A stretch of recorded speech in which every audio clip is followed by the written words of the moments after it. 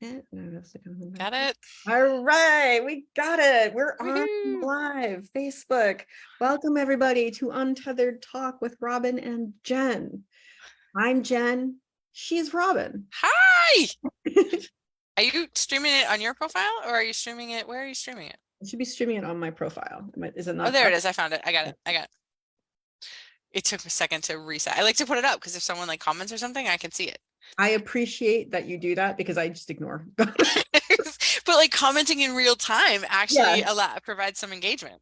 And that's great. That's good, especially for this show. Right, exactly. I mean, it doesn't so much matter, but no, it does. And for the show, I think it would be great if it could. So anybody out there who wants to comment, please do. Someone's already, maybe it's me. It says someone's watching. It's probably me, but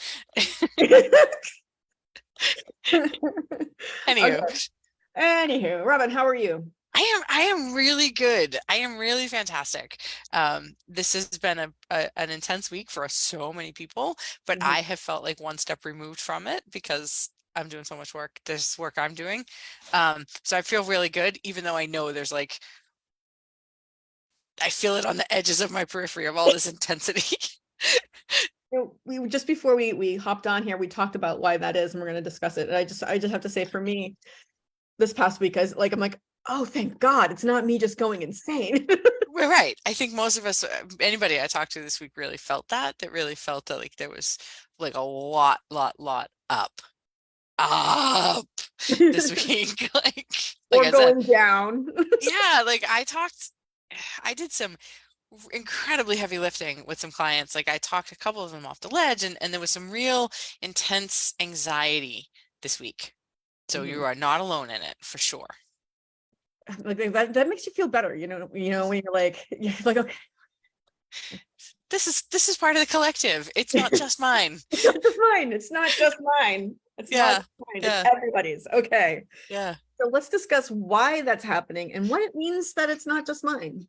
Wow. So why is it happening? There's a whole slew of things that are going on right now, astrologically, energetically, in the global collective.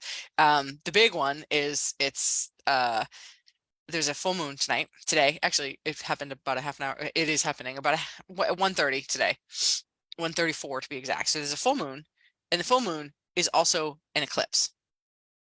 So it's a full eclipse in a full moon, which amplifies the energy of the full moon. That's always what happens with an eclipse. Now, what we had an eclipse 2-ish weeks ago, that was a new moon eclipse, and it happened in Aries as we were shifting signs to Taurus. It was like a big fucking deal 2 weeks ago, and this is the end of that. So this eclipse is about beginnings and endings. That's what this energy, if you look at all the astrological science, we don't need to get into why, but this one is about beginnings and endings.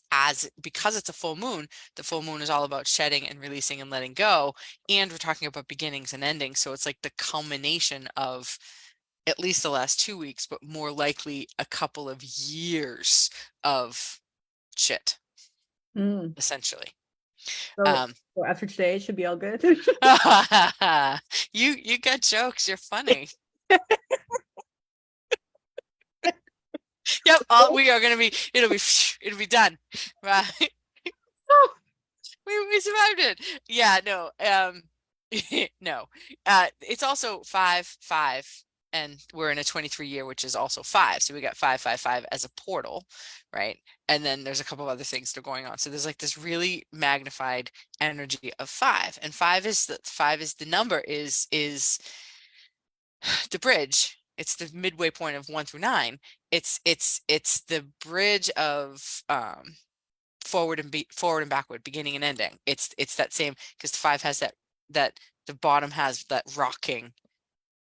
So like there's a portal today in the full moon, in the eclipse, the sun's in Taurus, but the moon's in Scorpio. So it's a big, like there's a lot of like unseen stuff that is falling away and coming to light. And there's like, you look at any number of stories that are happening in our political world or in the greater political world, to know there is a whole dissolution of major systems happening.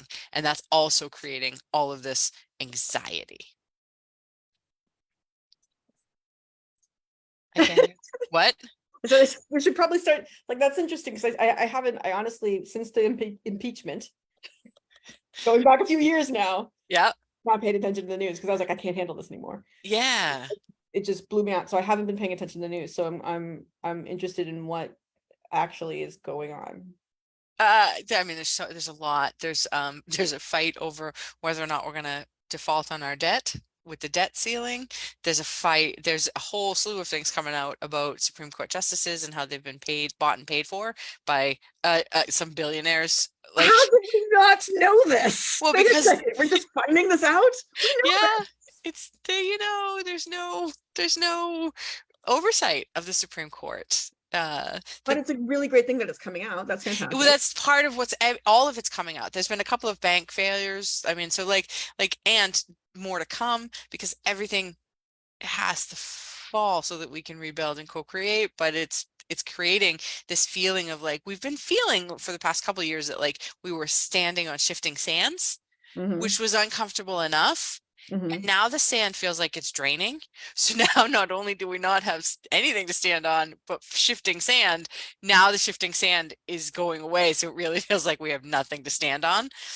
Oh, it's like either the fire pits in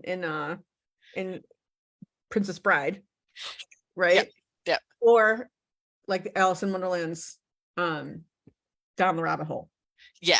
Both are pretty fair analogies. It also is like you're standing on what, I don't know what game it was. Was it Jungle Pit?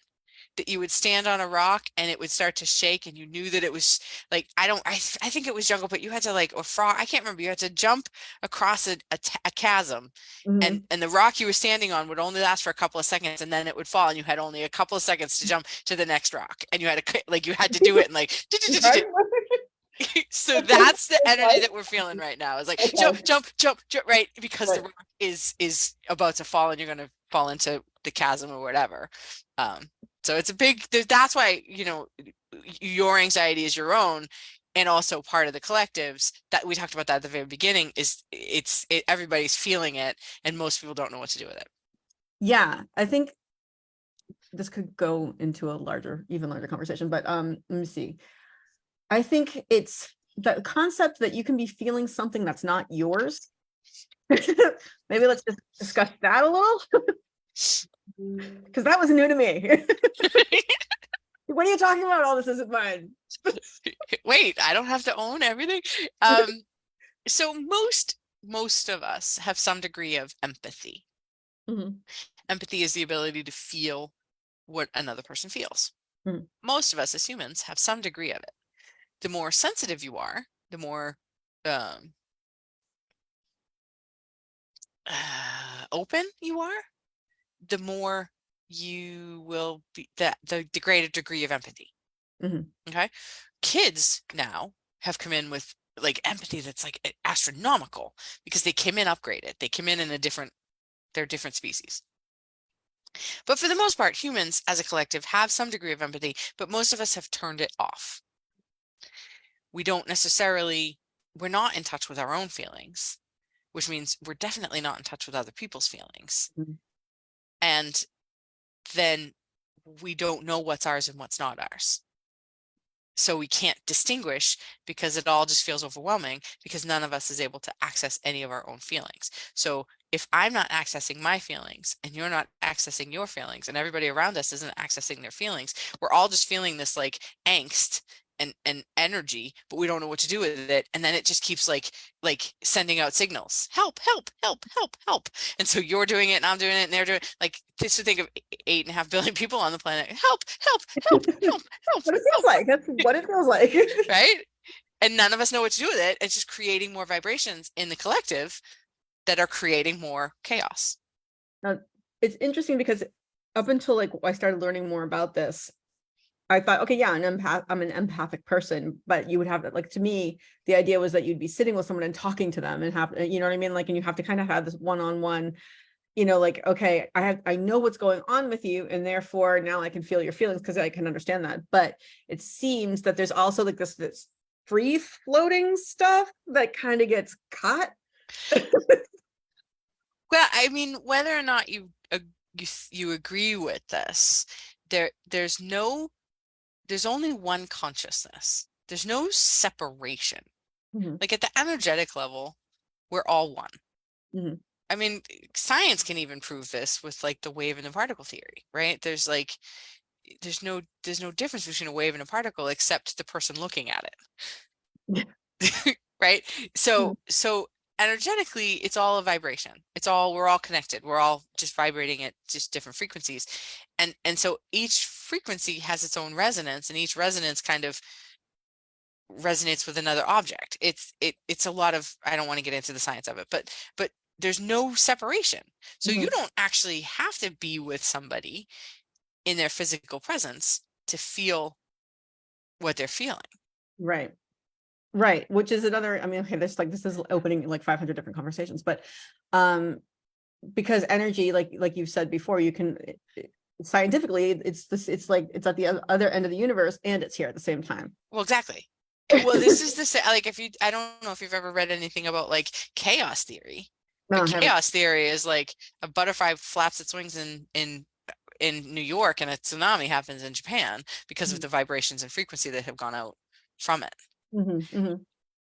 So it's, I mean, it's a mathematical concept. It's a physics concept. It's also a spiritual and esoteric concept, but there's no distance. There's all frequency all at the same time.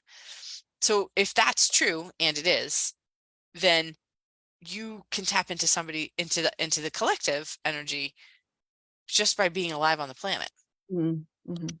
If you don't believe that and you don't ascribe to any of this esoteric, there is you know when you have gone someplace and let's say there's tension in the room, you can feel it.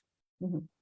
So even if someone just had like I used to know when my parents had had a fight because there would still be tension between them. Mhm. Okay, right? You can feel it.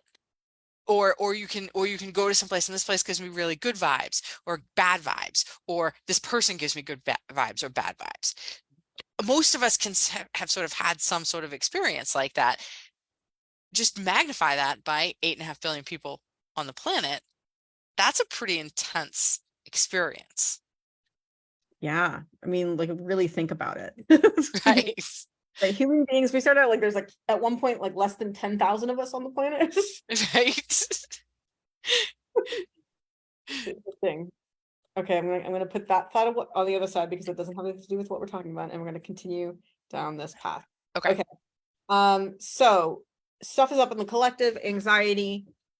Yep. People are feeling other people's anxiety right now. Yep. And people are completely ungrounded, untethered, un In a there's bad no, way. in a bad way. Um, like everybody's so first chakra is your root, your tribe, your physical world. And the shadow of the first chakra is fear. How much fear is out there right now in any size sector of the world?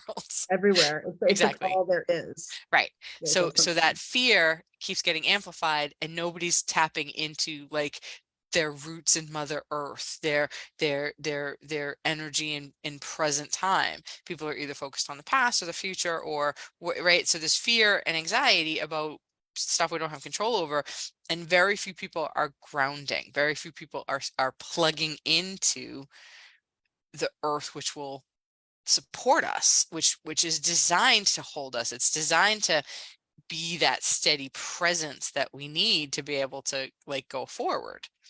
Very few people are doing that. So we're all sort of like, I see it as this, remember the wacky inflatable waving garbage man. Exactly. That's what most people are doing Yes. completely unconsciously. Mhm. But Com- yeah, I think a lot, I imagine a lot of people could hear that and relate, like, yeah, that's exactly what is going on in my brain. Like, woo. Right, exactly. Yeah. And you feel like you're just sort of at the whims of fate because you have no grounding, you have no force, you have nothing to, right? You're just at the mercy of whatever wind is blowing. Yeah. No, Yeah. that's definitely, I think that's I would safely say that that's pretty much what everybody is going through right now that seems to be on the planet. Yeah, I mean that's literally what I have. I haven't personally felt it. I mean I felt it, like I said, I felt it on my periphery, Right, because you but I haven't personally felt it. got your bubble. Yeah, and I've been doing such amazing work with like ascension and programming, like and accessing my future self, and doing some really cool stuff that like I'm feeling insulated from it, Okay. right? Which Mm-hmm. is really cool to be able to see it and know it's there, but not actually feel like I'm witnessing it, but not Right. actually You're not experiencing it. you're not lost in it. Yeah, it's really because then I'm holding space for all of my clients to actually ground, tether, reset, plug in. Mhm. I did a healing with a woman the other day, and I literally felt her plug into mother. Like it was like a plug. I watched it like plug in like a plug, and she went and her whole chakra system, her whole energy system lit up. It was really cool, actually. It was Oh, mind that's blowing. awesome. It was mind blowing. It was a really mind blowing healing. That's It so was super cool. cool, actually. That's really, really cool. So for people out there who are feeling this way, how can we, okay, there's energy management that we've discussed a little bit before. Um, how can people insulate or ground themselves? What should they do in the face of all of this? I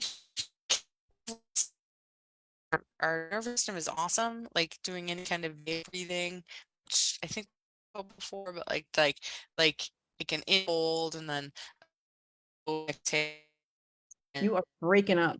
I don't know if it's me or Hold you. to end it. Said my intro was it just said,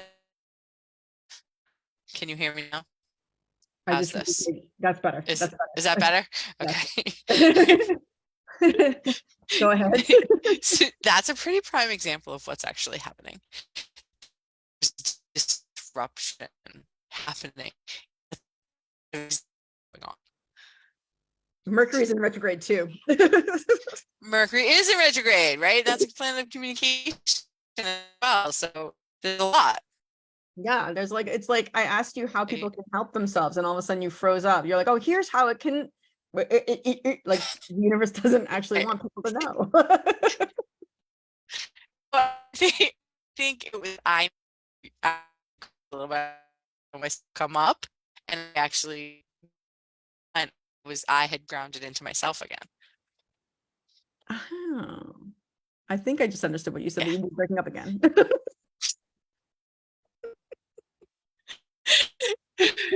So I might have to switch to my phone. We'll try it. We'll see. Okay. So being present within yourself. I mean, that's always a step. Always a step present within yourself. So set your nervous system. Vague breathing, right? So that's that hold longer, exhale for even longer than that, and hold at the end of All right, you're breaking up again. what I mean. Let me switch. Hold on. Yeah.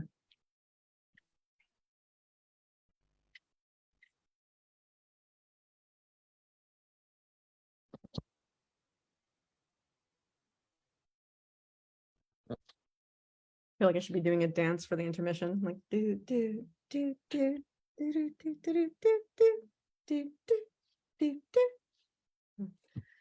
No one's here to laugh, so it's not funny. Take my water.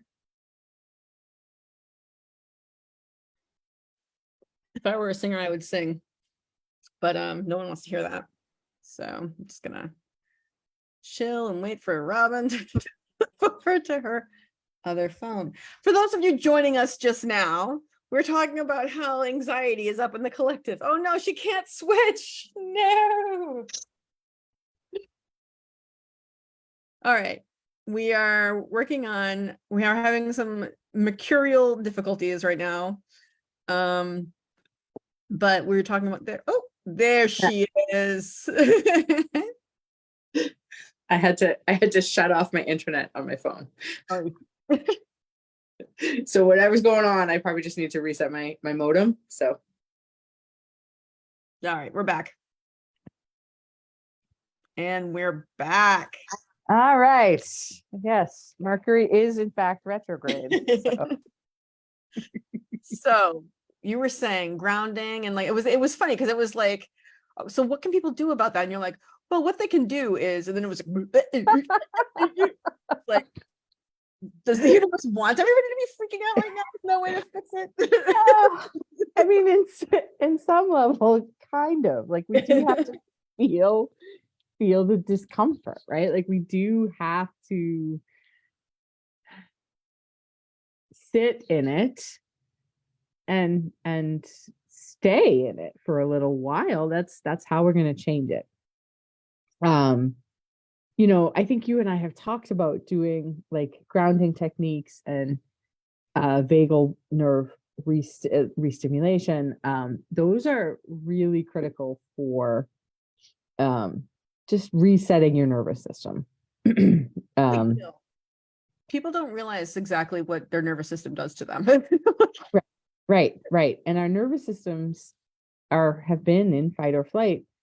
I was talking to one client this week where they were saying that the past 3 years were trauma, and we're only just now being like, whoa, that was some trauma. Right? So, more than that, right? Though, like, well, yeah, it's been coming for ages, but like the past 3 years, it's been really COVID. And, yeah. It's been really I'm like, because when you say trauma, I'm like, not COVID, Trump. that's where my trauma came in. COVID was fine for me. And also, his job was to bring up the shadow, which he has done spectacularly. So, but the challenge we run into is that we're still resisting the shadow. We're resisting him. We're resisting his healing, to be honest with you. Like Trump? Because are we talking about God? We're resisting capital H him and no, his healing. Sure. No. Well, both, yes. Both, yes, and it's both. Nothing happens by accident. Nothing happens that wasn't meant to happen. Nothing. Okay. All right. I'll accept that. My question then comes in, and this is kind of a different conversation, but where does your co-creation, where does your free will come into that? You have the free will to decide how do you want to be, react, present in any given moment. How do you want to react to any given situation? That's your free will. Mm-hmm. How do you want to deal with it? How do you want to shoot? What choices do you want to make? How do you want to experience the world? But then what happens is a direct result of your choice, which you get then. So what happens is you're going along on your path and you come to a fork in the road. You can go left, you can go right. You choose right, and a whole different set of world choices, experiences, a whole different universe springs off from the choice that you've made to the right. If you went left, a whole different other set of choices springs out from that, but that's not yours. You didn't choose it. So you go right, and then you come to another crossroads. You go right again. There's always going to be choices. There's always going to be a choice point.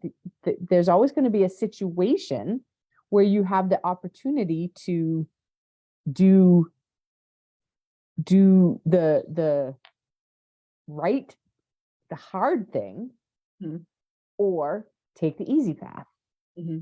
Higher vibration and lower vibration. Exactly. If you choose the lower vibration, you're just going to keep finding yourself in situations where you get to choose again the higher vibration or the lower vibration. It doesn't actually like when I ask this question of my guides just throw their hands up and they're like, you get there when you get there. We don't actually care. Like there's really zero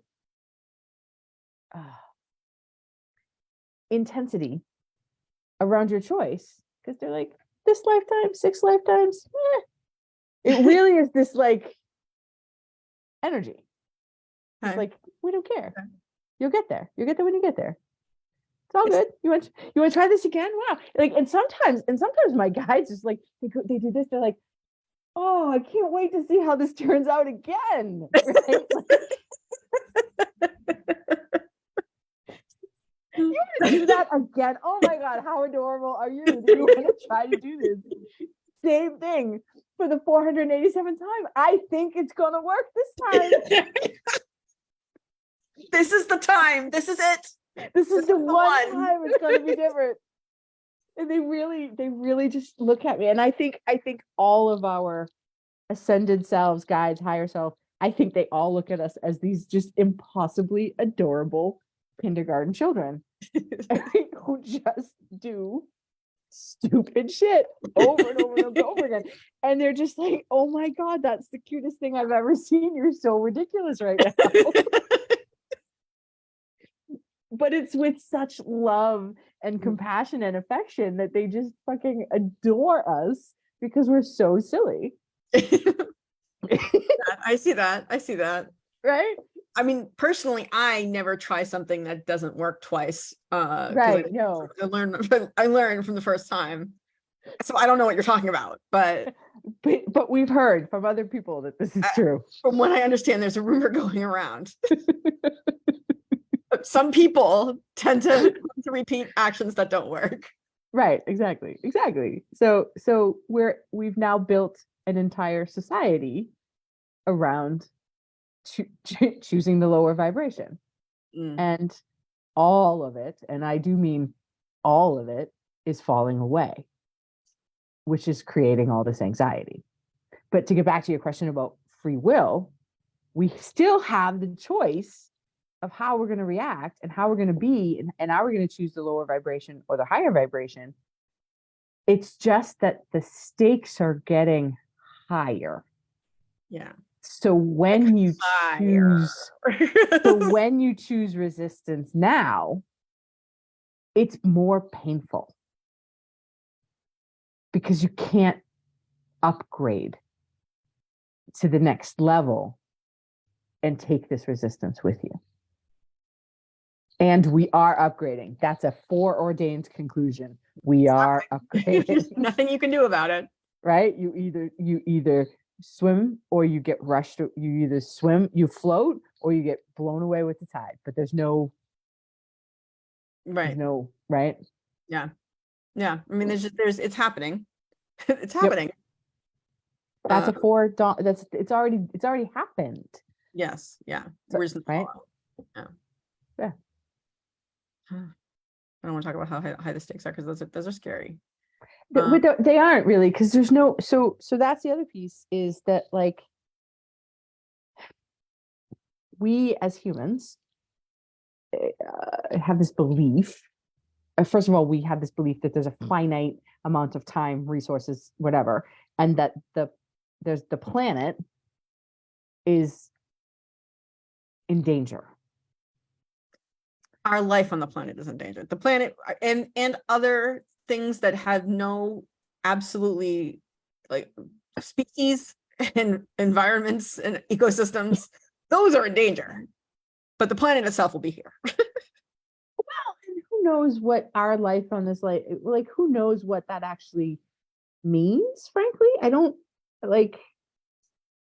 think if we ascribe to that, it's more fear and lack and scarcity. So it's more being unplugged from the abundance of the earth. Mm-hmm. So it's still perpetuating all the anxiety. Mm-hmm. Because first of all, it's not true. And second of all, and this is not like denying climate change. This is not like what I'm saying is like the ship is righting itself. Okay. Like the younger generations are like, you did what with the fucking planet? Like what? They're changing. They're the change. They've already come in upgraded, right? And again, nothing happens by accident. So we're facing maybe the consequences of our choices, but that doesn't mean that we're going to blow the planet up. Because that's not what's meant to happen. No. It's just that, then there's like tornadoes where there never were tornadoes. There's changes, and we've definitely done a lot of damage to the planet and the environment. We are in the process of correcting that damage. Some of us. Those responsible for the damage are fighting to keep damage, but whatever. This isn't really the point of this conversation. But if you go down that rabbit hole and you keep looking at what's not happening and what's not doing and what they're not and doing, all the evil motherfuckers that are doing all the stuff, you're creating the problem. That's the resistance. Yep. Right? Yeah. Gandhi said, be the change you wish to see in the world.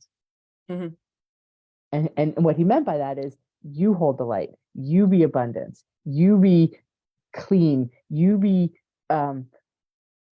caring for humanity, you be the thing you want versus what you don't want in them.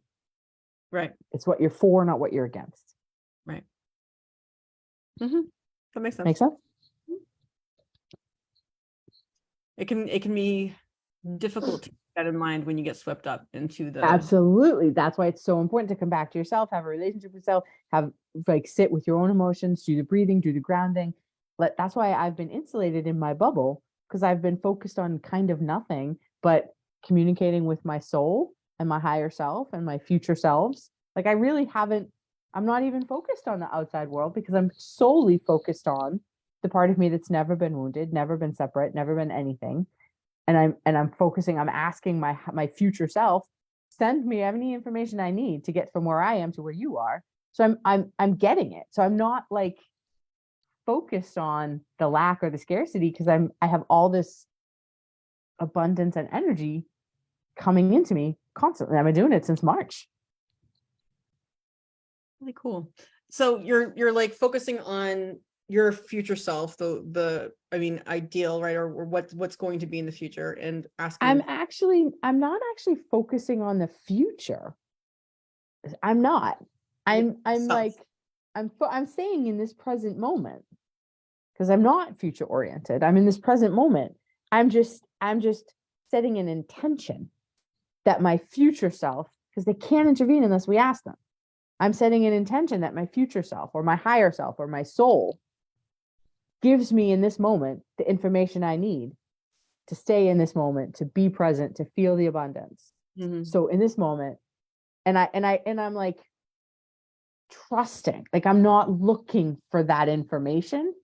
I just kind of trust it's going to come. Okay. The other day I had this really cool experience. Actually, I was deciding, am I going to go forward with the retreat I'm having in September or not? Mm-hmm. And so I woke up that morning, I was like, I have to decide by today. And I was in the bed, I was like, I got to decide. So I just, in 30 seconds, I was like, okay, future self, if I'm supposed to have this, send me the information I need to be able to do this. I don't even think it was an hour later, I got a text from someone that was like, hey, I'm in for your retreat. What do I need to do? And then right after that, I got 2 more people who were like, I'm in for your retreat. What do I need to do? And I was like, message received. I'm going to do this. I don't have to worry about how we're figuring out whatever. That's going to happen. I got the message that I have to take the action to go forward right now. Go when you're called. If you're not quiet enough inside of you to know when you're called, you don't know when to go. Right. So that's the kind of stuff I've been marinating in, like I said, since March. So that's how you insulate from it. That's really interesting. I know that, I've had the notion that, I have to be quiet to listen and listen for the answer or whatever. And I find it frustrating sometimes when I'm like, okay, I'm quiet. Exactly. Hello. What's the answer? I'm waiting. Right. Right. As opposed to just going about your business and letting the answer come. Got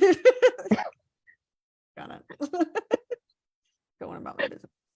Yeah. Yeah. Right. Okay.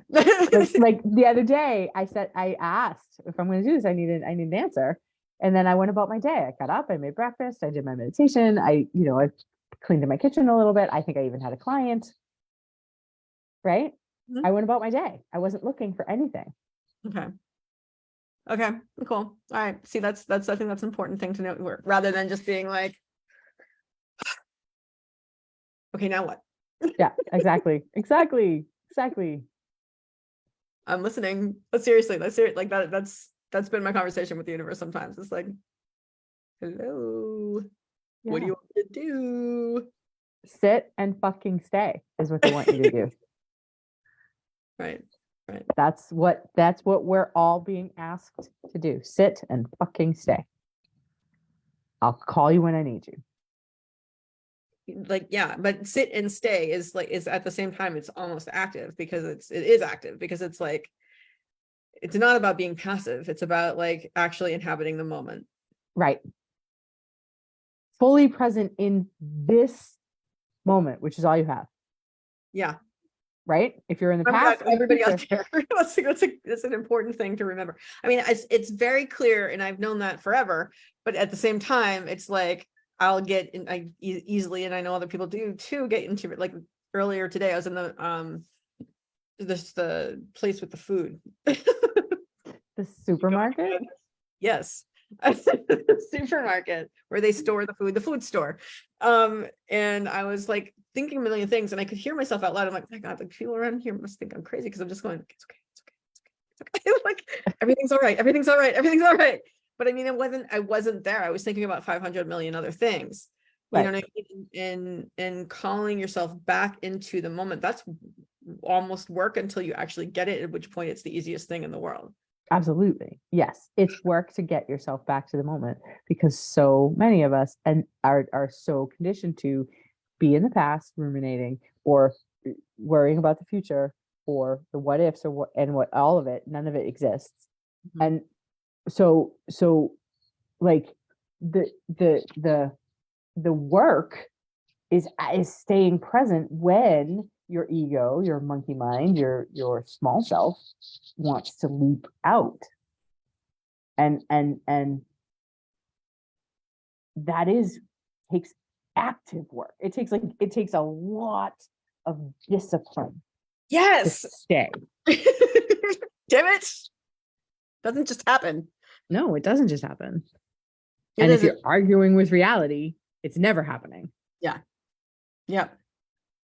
It's funny, because I don't like admitting that I'm not doing the right thing all the time. It's not my favorite thing to admit, but it's not like a right or wrong. Right.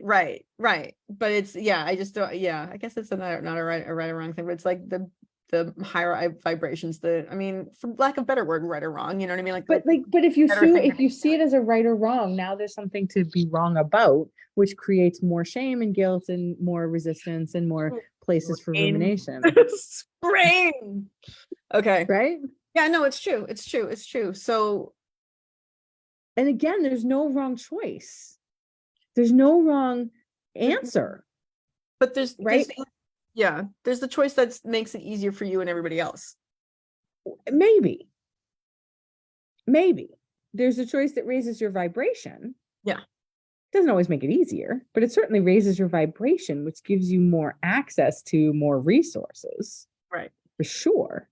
And like your brain itself, there's a part of your brain called the reticular activating system.